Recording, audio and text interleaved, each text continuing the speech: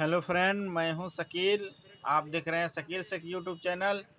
इस वीडियो में हम आपको बताएंगे चौकी कैसे बनाते हैं लोहे का। ये इंगल है 1.25 बाई 1.25 की। सिंगल को खांचा काटेंगे।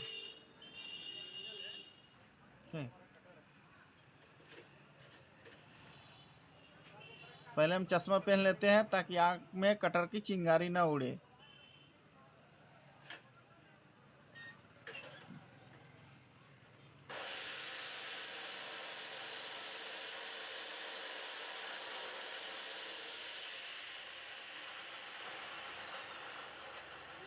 फ्रेंड, ये एंगल है, इसका एक तरफ का खांचा कट गया है।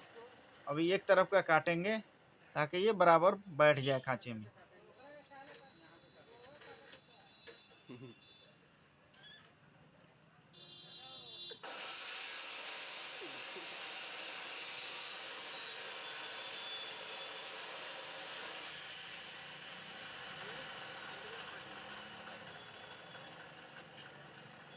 ये खांचे में बैठेगी, ऐसे बराबर बैठेगी।